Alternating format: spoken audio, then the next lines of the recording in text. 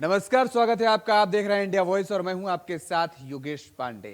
Reporter live में आपका स्वागत है। दरअसल आज गुजरात में दूसरी बार एक बार फिर से भूपेंद्र भाई पटेल ने शपथ ग्रहण की है। मुख्यमंत्री पद की शपथ ली है उन्होंने और इसके साथ ही 16 विधायकों ने मंत्री पद की शपथ ली है। दूसरी तरफ वहीं मुख्तार अंसारी की मुश्किलें और बढ़ने वाली हैं और इसके साथ ही आजम खान के साथ ऐसा क्या हुआ कि दरअसल एक बार फिर से वो विवादों में आ गए हैं। ऐसी ही तमाम बड़ी खबरों पर होगी हमारी नजर और हमारे रिपोर्टर देंगे आपको इस खबर पर अपडेट। दरअसल बता दें कि आज जिस तरीके से भूपेंद्र भाई पटेल ने एक बार फिर से गुजरात के मुख्यमंत्री के तौर पर शपथ ली है और इस खबर पर ज्यादा जानकारी दे रहे हैं हमारे सहयोगी धीर सिंह। गुजरात के गांधीनगर में आज भूपेंद्र पटेल ने दूसरी बार सीएम पद की शपथ ली। जी हां, इस दौरान जो है वहां पर उनके साथ करीब 16 मंत्रियों ने शपथ ली, जिसमें 8 मंत्री कैबिनेट मंत्री बनाए गए हैं। वहीं 6 मंत्रियों को राज्य मंत्री बनाया गया है। इसके साथ ही 2 मंत्रियों को राज्य स्वतंत्र प्रभार मंत्री बनाया गया है। इसके साथ ही आपको बता दें कि बीजेपी की जिस तरीके से जीत हुई है वहां पर उसको लेकर के बीजेपी काफी उत्साहित है और उत्साह बिल्कुल बनता है, क्योंकि बीजेपी ने इस बार जो है एक नया रिकॉर्ड कायम किया है। आपको बता दें कि गुजरात विधानसभा चुनाव के जो नतीजे आए हैं उन नतीजों में 182 विधानसभा सीटों में गुजरात में भाजपा ने करीब 156 सीटों पर जीत दर्ज की है, जो कि अब तक की सबसे बड़ी जीत है। इसके साथ ही आपको बता दें कि सबसे बड़ा जो झटका लगा है वो कांग्रेस पार्टी को लगा है, क्योंकि कांग्रेस पार्टी 77 सीटों से सीधे 17 सीटों पर आ गई। मतलब कांग्रेस को 60 सीटों का सीधा सीधा नुकसान हुआ है। इस बार सरकार बनाने का दावा करने वाली आम आदमी पार्टी केवल 5 सीटों पर सिमट कर रह गई। इसके साथ ही आपको बता दें कि 3 सीटें जो हैं वो निर्दलीय उम्मीदवारों के खाते में गई, जबकि समाजवादी पार्टी ने राज्य में 1 सीट हासिल की। इसके साथ ही आपको बता दें कि गुजरात में जिस तरीके से इस बार वोटिंग हुई, उस वोटिंग के बाद जो रिजल्ट आए वो काफ़ी चौंकाने वाले आए, क्योंकि किसी को भी इस तरीके की उम्मीद नहीं कि इस बार जो बीजेपी इतनी ज़्यादा सीटें लेकर के आएगी। अगर हम बात करें 2017 के विधानसभा चुनाव की, तो 2017 में बीजेपी ने 99 सीटों पर जीत हासिल की थी। वहीं कांग्रेस पार्टी ने 77 सीटों पर जीत हासिल की थी और इसके साथ ही एनसीपी, बीटीपी और निर्दलीय उम्मीदवारों ने 1, 2 और 3 सीटें हासिल की थी।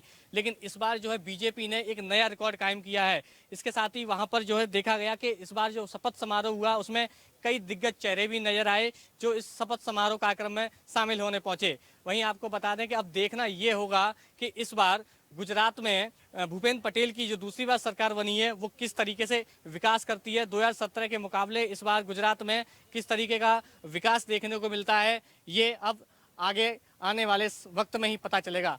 कैमरामैन निक्की के साथ धीर राजपूत, इंडिया वॉइस। गुजरात में मुख्यमंत्री शपथ ग्रहण समारोह के लिए भव्य कार्यक्रम किया गया और इस कार्यक्रम में वो कौन सी नामचीन हस्तियां रहीं जो शामिल हुई हैं, ज्यादा जानकारी दे रहे हैं हमारे सहयोगी दिनकर आनंद। गुजरात विधानसभा चुनाव में बीजेपी की प्रचंड जीत के बाद सरकार की औपचारिक शुरुआत हो गई है। भूपेंद्र पटेल ने एक बार फिर से मुख्यमंत्री के रूप में शपथ ले ली है। तो वहीं इस दौरान मुख्यमंत्री शपथ कार्यक्रम के दौरान पीएम मोदी, गृह मंत्री अमित शाह, रक्षा मंत्री राजनाथ सिंह समेत तमाम बीजेपी शासित राज्यों के मुख्यमंत्री भी मौजूद रहे। वहीं इस कार्यक्रम की खास बात ये रही कि कार्यक्रम में मंच को 3 हिस्सों में बांटा गया। बीच वाले हिस्से में सीएम भूपेंद्र पटेल ने शपथ लिया, तो वहीं दाईं और हिस्से पे पीएम मोदी और तमाम बड़े भी वीआईपी गेस्ट दिखाई दिए। वहीं इस कार्यक्रम में 200 साधुओं को भी इनवाइट किया गया। साधुओं को बीजेपी बुला के एक हिंदुत्व का मैसेज देना चाह रही थी और बीजेपी 2024 की शक्ति प्रदर्शन के तौर पे भी इस कार्यक्रम को दिखाने की कोशिश की। कैमरा पर्सन निकी के साथ मैं दिनकर आनंद, इंडिया वॉइस। भूपेंद्र पटेल की दूसरी सरकार में वो कौन से पुराने चेहरे हैं और वो कौन से नए चेहरे हैं जिनको जगह मिली है, इस खबर पर ज्यादा जानकारी दे रहे हैं हमारे सहयोगी विशाल मिश्रा। गुजरात विधानसभा चुनाव में बीजेपी को ऐतिहासिक जीत मिलने के बाद आज गुजरात की मुख्यमंत्री पद की शपथ भूपेंद्र पटेल ने ली है। दूसरी बार गुजरात के मुख्यमंत्री बने हैं भूपेंद्र पटेल। आपको बता दें कि इस शपथ ग्रहण में प्रधानमंत्री मोदी, गृह मंत्री अमित शाह, बीजेपी अध्यक्ष जेपी नड्डा भी मौजूद रहे। साथ ही बीजेपी शासित राज्यों के मुख्यमंत्री भी शामिल हुए। वहीं इसको ऐतिहासिक बनाने के लिए वहां साधु संत भी उपस्थित रहे, साथ ही गुजरात की जनता भी उपस्थित रही। मंत्रिमंडल में 16 विधायकों को शामिल किया गया है, जिसमें 8 कैबिनेट मंत्री शामिल किए गए हैं, 6 राज्य मंत्री और 2 स्वतंत्र प्रभार मंत्री बनाए गए हैं। अब उन आंकड़ों को भी आपको बता देते हैं, कौन कौन कैबिनेट मंत्री शामिल हुआ है, किसको राज्य मंत्री बनाया गया है और किसको स्वतंत्र प्रभार मिला है। कन्हूभाई देसाई, ऋषिकेश पटेल, राघव जी पटेल, बलवंत सिंह राजपूत, कुंवर जी बावलिया, मल्लूभाई बेरा, भानुबेन बाबरियाट और कुबेर डिडेर को कैबिनेट मंत्री बनाया गया है। अब आपको राज्य मंत्री स्वतंत्र प्रभार भी बता देते हैं। हर्ष सांघवी, जगदीश विश्वकर्मा को राज्य मंत्री का दर्जा दिया गया है। अब राज्य मंत्री की बात करें तो मुकेश पटेल, पुरुषोत्तम सोलंकी, बच्चू भाई साबड़, प्रफुल्ल पानसोरिया, भीखू सिंह परमार और कुंवर जी हलपति को राज्य मंत्री बनाया गया है। ये गुजरात मंत्रिमंडल में जो मंत्री शामिल किए गए हैं उनका हमने नाम बताया है कि गुजरात में किनको कैबिनेट मंत्री बनाया गया है और किनको राज्य मंत्री और राज्य स्वतंत्र प्रभार बनाया गया है। पाटीदार नेता हार्दिक पटेल और अल्पेश ठाकुर को भी मंत्रिमंडल में शामिल करने की चर्चा चल रही थी, लेकिन मंत्रिमंडल में उन लोगों को शामिल नहीं किया गया है, जिसके बाद हार्दिक पटेल ने कहा है कि मुझे जो भी जिम्मेदारी दी जाएगी, मैं एक नवयुवक विधायक हूं और अभी हमारे पास समय है, मुझे जो भी बीजेपी जिम्मेदारी देगी मैं उस दायित्व को निभाऊंगा। कैमरामैन निकी के साथ विशाल मिश्रा, इंडिया वॉइस। नरेंद्र मोदी के बाद भूपेंद्र पटेल का उस लिस्ट में नाम शामिल हो गया है, दरअसल जो कि दूसरी बार लगातार गुजरात के मुख्यमंत्री बने हैं। और इसके साथ ही आपको बता दें कि भूपेंद्र पटेल के सियासी इतिहास और गुजरात के राजनीतिक इतिहास के बारे में जानकारी दे रही है हमारी सहयोगी पूजा झा। गुजरात के लिए ऐतिहासिक दिन रहा। भूपेंद्र पटेल ने आज दोबारा से मुख्यमंत्री पद की शपथ ली है। पीएम नरेंद्र मोदी की मौजूदगी में उन्होंने मुख्यमंत्री पद की शपथ ली। भूपेंद्र पटेल की बात की जाए तो उन्होंने जो विधानसभा चुनाव हुए हैं इस बार घाट लोदिया सीट से वो चुनावी मैदान में थे और उन्होंने इस चुनाव में अपने जो प्रतिद्वंदी है उसको करीब 1,92,000 वोटों से मात दी है। बड़े वोटों के अंतर से उन्होंने अपने प्रतिद्वंदी को मात दी है और बड़ी जीत जो है बीजेपी की झोली में इस बार गिरी है विधानसभा चुनाव में।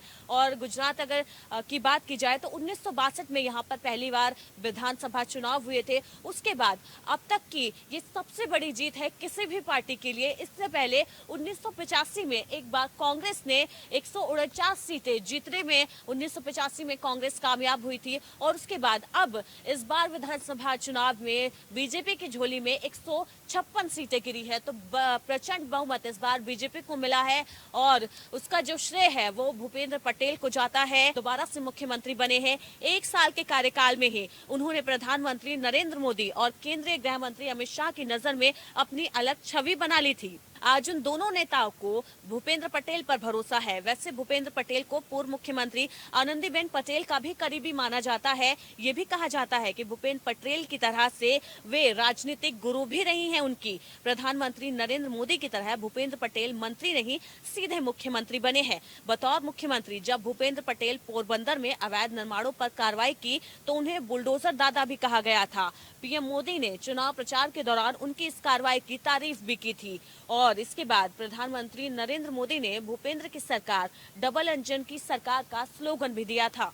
तो जहां प्रधानमंत्री नरेंद्र मोदी 3 बार गुजरात के सीएम रह चुके हैं, वहीं मुख्यमंत्री भूपेंद्र पटेल ने दोबारा से आज सीएम पद की शपथ ली है और प्रदेश की जो बागडोर है वो एक बार संभालने के लिए फिर से तैयार है गुजरात की। और इस बार जो चुनाव में बम्पर जीत बीजेपी को मिली है, कहीं ना कहीं इसका श्रेय भूपेंद्र पटेल को भी जाता है। पिछले 15 महीने में जो भी उनका कार्यकाल रहा है उस कार्यकाल के दौरान उन्होंने प्रधानमंत्री नरेंद्र मोदी और जो केंद्रीय गृह मंत्री है अमित शाह उनकी नजरों में अलग छवि बना ली है और उसी का नतीजा है कि आला कमान ने एक बार फिर से भूपेंद्र पटेल पर भरोसा जताया है और एक बार फिर से प्रदेश की जो बागडोर है वो उनके हाथों में सौंपी है।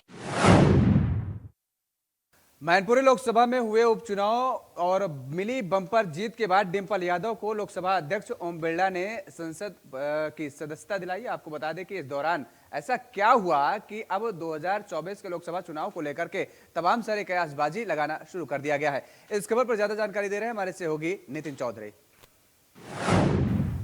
3 राज्यों में हुए चुनाव, हिमाचल और गुजरात और यूपी में 3 राज्यों में चुनाव थे। चुनावों में जो है 2 विधानसभा पे चुनाव थे और तीसरा जो है लोकसभा में एक चुनाव था। जिस तरीके मुलायम सिंह यादव का निधन हुआ था, निधन होने के बाद मुलायम सिंह यादव की सीट हो गई थी, सीट खाली थी। खाली होने के बाद में अखिलेश यादव की धर्मपत्नी डिंपल यादव ने वहां से पर्चा भरा था। पर्चा भर के समाजवादी पार्टी की पूर्ण बहुमत से जीत हुई थी। 2 लाख से ज्यादा वोटों से जो है डिंपल यादव की जीत हुई थी। आज डिंपल यादव ने लोकसभा के अंदर जाके शपथ ग्रहण की। शपथ ग्रहण में उन्हें जो है लोकसभा अध्यक्ष ओम बिरला ने उन्हें शपथ दिलाई थी। शपथ दिलाने के बाद उन्होंने सोनिया गांधी से पैर छू के आशीर्वाद लिया। अब देखना यह है कि आरएलडी और आजाद समाज पार्टी पहले से ही समाजवादी के साथ है, लेकिन उसके बाद में अब देखना होगा कि 2024 की जैसे नजदीक तेज हो रही है, तो उसमें कहीं ना कहीं जो है डिम्पल यादव ने जिस तरीके से आज सोनिया गांधी के पैर छुए, तो पैर छूने का यही कयास लगाए जाने की जिस तरीके से जो गठबंधन की कहीं ना कहीं तैयारियां देखने को मिल रही, क्योंकि आज डिम्पल यादव ने पूरी तरीके से जो है सोनिया गांधी के जो है लोकसभा के अंदर पैर छुए थे और उनसे आशीर्वाद लिया था। जिस तरीके से पूर्ण बहुमत से जो है डिम्पल यादव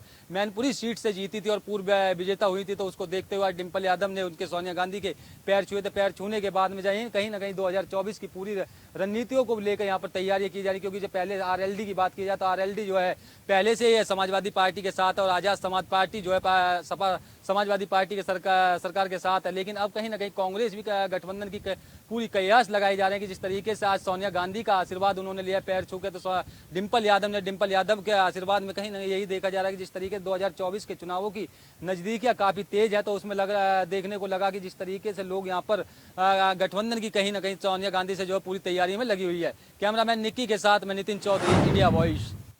कानूनी पचड़ों में फंसे आजम खान की मुश्किलें हैं कि कम होने का नाम नहीं ले रही हैं। एक तरफ जहां आजम खान के करीबी अभी विधानसभा के उपचुनाव में हार का सामना करना पड़ा और आजम खान लगातार हताश और निराश नजर आ रहे हैं, लेकिन इसी बीच आजम खान पर एक और आफत आ पड़ी है। वो आफत क्या है बता रहे हैं हमारे सहयोगी आशुतोष मिश्रा। रविवार की देर शाम यहां मुजफ्फरनगर रामपुर से आए दर्जन भर परिवारों के लगभग 80 लोग यहां मुजफ्फरनगर के बगरा ब्लॉक में पहुंचे, जहां यशवीर महाराज के नेतृत्व में उन्होंने जनेऊ धारण किया और हिंदू धर्म में वापसी की। आपको बता दें, रामपुर से आए दर्जन भर परिवारों के 80 लोगों ने यहां बगरा में पहुंचकर हिंदू धर्म में वापसी की और साथ ही साथ उन्होंने रामपुर के पूर्व सांसद और विधायक रहे आजम खां को लेकर गंभीर आरोप लगाए। उन परिवारों ने बताया कि किस तरह से 12 साल पहले उन्हें आजम खां के द्वारा उनका उत्पीड़न किया गया था, उन्हें ज़बरदस्ती मुस्लिम बनाया गया था। आजम खां के गुर्गों के द्वारा उनकी ज़मीन जायदाद और जो उनकी प्रॉपर्टीज़ थी उन पर कब्जा कर लिया गया था, जिसके चलते डर के माहौल में उन्होंने मुस्लिम धर्म को अपनाया था। वहीं सत्ता में योगी सरकार के आ जाने के बाद एक विश्वास उन्हें हुआ और उस विश्वास के चलते आज वो यहाँ मुजफ्फरनगर पहुँचे हैं, जहाँ उन्होंने अपने हिंदू धर्म में वापसी की और एक उम्मीद जताई है कि जिस तरह से जो गलत उनके साथ हुआ था 12 साल पहले, जो आजम खान ने उनके साथ किया था, कहीं ना कहीं अब वही योगी सरकार उनके खिलाफ कोई ना कोई कार्रवाई जरूर करेगी। क्योंकि जिस तरह से योगी सरकार सत्ता में आई उसके बाद लगातार जो माफिया हैं, जो दबंग हैं, उनके खिलाफ लगातार कार्रवाई हो रही है और इन कार्रवाइयों को देखकर ही उनका योगी सरकार को लेकर एक विश्वास बना है। अपने सहयोगी के साथ Ashutosh Mishra, India voice, Muzaffarnagar. Mafia Mukhtar Ansari पर ईडी ने बड़ी कार्रवाई करने की तैयारी कर ली है। वो तैयारी क्या है, इस खबर पर पड़ताल किया है हमारे संवाददाता चंदन वर्मा ने। लगातार मुख्तार अंसारी के खिलाफ जिस तरह से कार्रवाई देखने को मिल रही है, उसी क्रम में ईडी की एक बड़ी कार्रवाई देखने को जो है आज मिली है। मनी लॉन्ड्रिंग केस में अटैचमेंट की कार्रवाई करने की तैयारी जो है पूरी तरह से ईडी ने कर ली है। जालौन में 2 प्रॉपर्टी होगी, जो मुख्तार अंसारी की जो 2 प्रॉपर्टी है जालौन में, उसको जो है ईडी आज अपने कब्जे में लेगी। विकास कंस्ट्रक्शन फर्म के नाम पर है संपत्ति। फर्म के जरिए मुख्तार के साले आतिफ व अन्य लोगों ने करोड़ों की अवैध संपत्ति को जो है अपना बताकर उसको अपने कब्जे में ले लिया था, जिस पर जो है आज ईडी एक बड़ी कार्रवाई करने जा रही है। लगातार जो मुख्तार अंसारी हैं या मुख्तार अंसारी के जैसे जो बड़े अपराधी हैं, उनके जो करीबी हैं, लगातार उनसे उनकी जो संपत्तियां हैं उनको चिन्हित करके कार्रवाई करने का सरकार के द्वारा व ईडी या और जो तमाम जो ऐसे विभाग है उनके द्वारा कार्रवाई देखने को मिल रही है। अब देखने वाली बड़ी बात होगी, क्या आगे भी इसी तरह की कार्रवाई जारी रहेगी। कैमरा पर्सन सुभाष चंद्रा के साथ चंदन वर्मा, इंडिया वॉइस, लखनऊ। उत्तर प्रदेश के हापुड़ में दहशत का माहौल है। यहाँ पर लोग रात को तो छोड़िए, दिन को भी अपने बच्चों को घरों से बाहर नहीं निकलने देते हैं खेलने के लिए। और क्या है वजह दहशत की, ज्यादा पड़ताल की है हमारे सहयोगी शक्ति ठाकुर ने। हापुड़ के NH9 पर एक तेंदुए का शव मिलने से मची है सनसनी। जी हां, आपको बता दें एक तेंदुआ अज्ञात वाहन की चपेट में आने से मौत का शिकार हो गया है। आपको बता दें हापुड़ के NH9 के गढ़मुक्तेश्वर कोतवाली क्षेत्र के हाईवे पर इस तेंदुए का शव सड़क के किनारे मिला है। तेंदुए का शव देखने के लिए लोगों की भीड़ लग गई और लोग तेंदुए को देखकर लोगों में सनसनी फैल गई।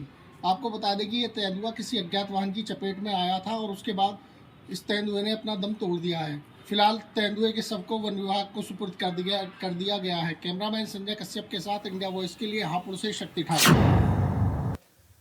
और उधर सुल्तानपुर से एक दिल दहला देने वाली घटना सामने आई है। दरअसल एक विवाहिता को अपने 3 साल की बच्ची के साथ अग्नि समाधि लेनी पड़ेगी।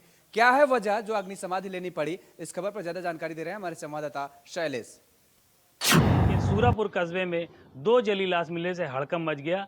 सूचना पर पहुंची पुलिस ने शव को कब्जे में लेकर पोस्टमार्टम के लिए भेज दिया है। आपको बता दें कि 35 वर्षीय लक्ष्मी और 3 वर्षीय उसकी पुत्री की जली लाश मिलने से क्षेत्र में हड़कंप मच गया। मृतका की मां की तहरीर पर पुलिस ने मुकदमा पंजीकृत कर लिया है और विधिक कार्रवाई की जा रही है। सुल्तानपुर से शैलेश श्रीवास्तव, इंडिया वाइज। गाजियाबाद में युवक ने एक बिल्डिंग से कूदकर खुदकुशी कर ली है। क्या रही खुदकुशी की वजह, बता रहे हैं हमारे संवाददाता नितिन चौधरी। गाजियाबाद के टॉनिका सिटी थाना क्षेत्र में जहां एक युवक कंपनी की छत पर चढ़कर कंपनी की छत पर चढ़ा और कंपनी की छत से कूदकर नीचे गिरा तो उसकी मौके पे ही मौत हो गई। आपको बता दें कि जिस तरीके से कंपनी की छत पर युवक चढ़ा था तो युवक की जो पहचान अभी पूरी तरीके से पुलिस जो है पहचान नहीं पा रही। वहाँ के जो आसपास के जो लोग खड़े थे उन लोगों का कहना है कि यहाँ पर जब युवक छत पे चढ़ा था वो धमकियां देने लगा था। धमकी देने के बाद ही जैसे ही युवक कंपनी की छत पे चढ़ा था, कंपनी की छत पे चढ़ते ही वो एकदम नीचे कूद गया। नीचे कूदने से युवक की मौत हो गई।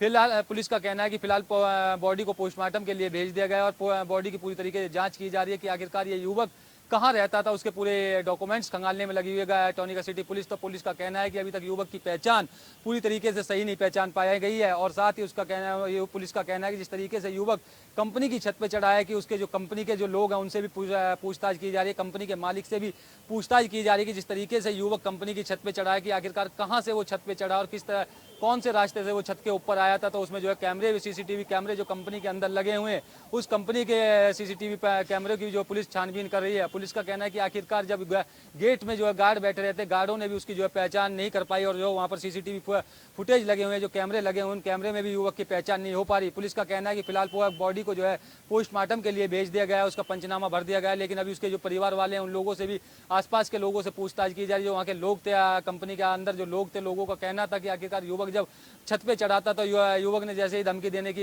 कोशिश की तो धमकी देते देते जो है युवक नीचे आ गिरा और नीचे आ गिरने से जो है युवक की मौत हो गई। क्या युवक का क्या, उसके जो आसपास में जो लोग खड़े हुए थे लोगों का कहना था जिस तरीके से युवक ने जो है छत पे चढ़ने से और जो आसपास में कैमरा लगे हुए हैं, सीसीटीवी कैमरे लगे हैं, तो पुलिस पूरे मामले की छानबीन करने में लगी है।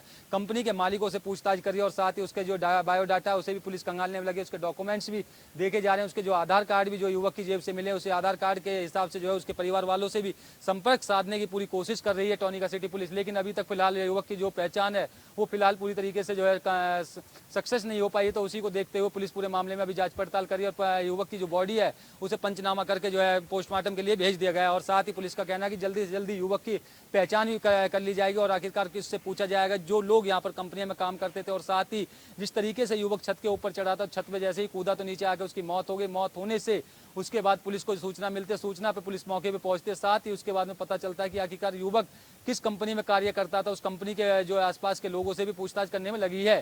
कैमरामैन निक्की के साथ मैं Nitin Chaudhary, India Voice. UP के मैनपुरी में मामूली सी बात को लेकर के कहा सुनी हुई है और उसके बाद गोलीबारी हो गई है जिसमें घायल व्यक्ति की हालत नाजुक बनी हुई है। क्या रही वजह गोलीबारी की और किसको लगी गोली, किसने मारी, ज्यादा जानकारी दे रहे हैं हमारे सहयोगी मुकेश कुमार। मैनपुरी के किसनी थाना क्षेत्र में भाजपा को वोट देना महिला को पड़ा भारी। आपको बताते चले हैं किसनी थाना क्षेत्र के गांव भटियाना की रहने वाली राम बेटी और उनके पति बालक राम को गांव का ही युवक रिंकू यादव द्वारा घर में नशे की हालत में आया अपने 2 साथियों के साथ कार पर, जिसमें 3 लोग सवार थे और उनके पति बालक राम के साथ गाली गलौज करने लगा। जिसके बाद बालक राम ने उसका विरोध किया तो बालक राम को उसने गोली मारने का प्रयास किया, जिसके बीच ही राम बेटी सामने आ गई और उनके पैर में गोली लग गई है। तो गोली लगने के बाद राम बेटी को जिला अस्पताल की इमरजेंसी में भर्ती कराया गया और तो वहीं उनका उपचार जारी बना हुआ है। तो बालक राम ने बताया कि रिंकू यादव उनको जान से मारने का प्रयास कर रहा था, जिसको लेकर रिंकू यादव द्वारा उनको गाड़ी में डालकर ले गया और गांव वाले एकत्रित हो गए। इसकी भीड़ का रो देखकर वो लोग गाड़ी से फेंक कर चले गए हैं। बालक राम भी हल्के से घायल हुए हैं। पुलिस ने इस मामले में तफ्तीश शुरू कर दी है और महिला को उपचार के लिए जिला अस्पताल इमरजेंसी लाया गया, जहां उसकी हालत नाजुक देखते हुए सैफई पीजीआई के लिए रेफर किया गया है। तो वहीं आरोपी युवक के लिए किसनी थाना पुलिस पूर्ण रूप से छापेमारी कर रही है और उसको जल्द गिरफ्तार करने की बात कह रही है। इंडिया वॉइस के लिए मैनपुरी से मुकेश कुमार। यूपी में शराब माफियाओं के हौसले इस कदर बुलंद हैं कि दरअसल अब सरकारी ठेकों पर भी नकली शराब की बिक्री कराई जा रही है। इस खबर पर पड़ताल की है हमारे संवाददाता मोहम्मद असलम ने। कानपुर में आबकारी टीम को बड़ी सफलता हाथ लगी है। ब्रांडेड कंपनियों की बोतलों में अवैध शराब भरकर बेच रहे 3 युवकों को आबकारी टीम ने गिरफ्तार किया है। आपको बता दें कि टीम को काफ़ी दिनों से सूचना मिल रही थी कि एक पान मसाले की दुकान में जो ब्रांडेड कंपनी की बोतल होती हैं उसमें अवैध शराब भरकर बेची जा रही है। जिसके बाद जब टीम ने छापेमारी की तो वहां पर जो पान मसाले की दुकान थी उसमें से कई ऐसी बोतलें बरामद हुई जो कि ब्रांडेड थी। उसमें ये लोग लगातार कई महीनों से ये काम कर रहे थे, जिसमें कि ये लोग नकली जो शराब थी बोतलों में भरकर सस्ते दामों में बेचते थे और उसमें से मुनाफा कमाते थे। आपको बता दें कि इस पूरे मामले में गुजैनी का पूरा ये मामला है, वहाँ पर आबकारी टीम ने मुकदमा दर्ज कराया गया है और 420, 467, 68 की धाराओं में मुकदमा दर्ज कराया गया है। इसके अलावा आबकारी अधिनियम के तहत जो भी मुकदमा दर्ज होता है वो भी दर्ज कराया गया है। अब देखने वाली बात ये होगी कानपुर में ऐसे कौन कौन से जगह हैं जहाँ पर इस तरह का खेल चल रहा है और इन पर जो टीम है वो कब कार्रवाई करती है। कैमरा पर्सन चंद्रा के साथ Mohammad Aslam, India Voice. UP के रायबरेली में 2 माननीयों के वार्तालाप का एक वीडियो वायरल हो रहा है और यह वीडियो बेहद ही शर्मसार करने वाला बताया जा रहा है। खबर पर ज्यादा जानकारी दे रहे हैं हमारे सहयोगी राजू तिवारी। एक और जिले का अन्नदाता खाद की किल्लत से जूझ रहा है, दूसरी तरफ व्यवसायी आपदा में अवसर की तलाश कर रहे हैं। जी हां, आपको बता दें रायबरेली जिले के बछरावा थाना क्षेत्र में एक चौंकाने वाला मामला सामने आया, जहां door to door on call DAP खाद की सप्लाई लोगों को, किसानों को जो दी जा रही थी वो नकली दिखाई पड़ी। मामला संज्ञान में आते ही किसानों ने तत्काल पूरे मामले की जानकारी जिला कृषि अधिकारी व जिला अधिकारी माला श्रीवास्तव को की। वहीं तेज तर्रार जिलाधिकारी के द्वारा तत्काल संज्ञान में लेते हुए मामले को कार्यवाही करने के निर्देश और आदेश दिए जाते हैं। मौके पर जिला कृषि अधिकारी की टीम पहुंचती है तो उसके सैंपल लिए गए और जांच कराई गई तो वाकई मामला संज्ञान में आया कि नकली खाद की सप्लाई की जा रही है। मामला जब संज्ञान में आया, इसके पहले भी कितने लोगों को और कहां-कहां जिले में सप्लाई की गई है, इस पूरे मामले की जानकारी की जा रही है। हालांकि ऐसे व्यवसायियों के खिलाफ तत्काल जिलाधिकारी के निर्देश के बाद मामले को संज्ञान में लेते हुए जिला कृषि अधिकारी के द्वारा मुकदमा दर्ज कराया गया और छानबीन करने में पूरी टीम लग गई। मामला जब संज्ञान में आया कि इस तरह से सप्लाई की जा रही है खाद की, तो तत्काल जिले में टीम गठित करके पूरे मामले को संज्ञान में लेते हुए सुरक्षा व्यवस्था के तहत ऐसे व्यवसायियों पर कार्यवाही करने की बात कही जा रही है। हालांकि अब ये कहां-कहां खाद सप्लाई की गई है ये तो जांच के बाद ही सामने आएगा, लेकिन ऐसे व्यवसायियों पर क्या कार्यवाही होगी और जो इस तरह के और व्यवसाय फल फूल रहे हैं उन पर क्या कार्यवाही की जाएगी, ये तो आने वाला वक्त बताएगा। Raju Tiwari, India voice, Raebareli. Reporter live में आज के लिए फिलहाल इतना ही। कल फिर होगी मुलाकात, तब तक के लिए नमस्कार।